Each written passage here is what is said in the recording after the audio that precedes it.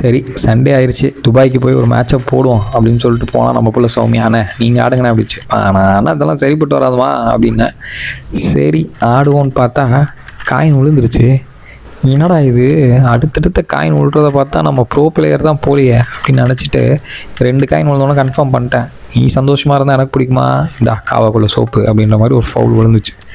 சரி அப்படி இப்படின்னு ஆடி ஒரு 4-5 காயினை போட்டுட்டு ஒரு 120க்கு 10 அப்படின்ற மாதிரி இருந்தது. ஈஸியான மேட்ச் தான் போல் அப்படின்னு பார்த்தா இந்த ரேண்டி ஆர்டன் கிட்ட ஜான்சி நான் ஃபஸ்ட் ஹாஃபில் அடி வாங்கிட்டு செகண்ட் ஹாஃபில் ரிவெஞ்ச் அடிப்பார், அது மாதிரி டப்பான்னு ஒரு 4 காயினை போட்டுச்சு.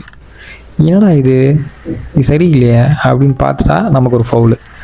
சரி திருப்பி பார்த்தா அது ஒரு ஜான்சி நான் மூடுக்கு போயிடுச்சு, அடிச்சுட்டே இருந்துச்சு. சரி ரைட்டு அதான் ரெட் காயின் இருக்கே, ரெட் காயினை வச்சு டப்புன்னு ஏற்றுவோன்னு பார்த்தா ரெட் காயினையும் போட்டுருச்சு. சோனமுத்தா போச்சா அப்படின்னும் போது நமக்கு ஒரு வாய்ப்பு கிடச்சிது. சரின்னு கொஞ்சம் போய் பார்த்தா ஆடினேன், ஒரு 3-4 காயின் போச்சு. திருப்பி ஒரு ஃபவுலு. கரெக்டாக அவங்க அந்த காயினை போட்டிருக்க வேண்டியது மிஸ் ஆயிடுச்சு. அவங்க மிஸ்ஸு நமக்கு ஒரு ஆப்பர்ச்சுனிட்டி.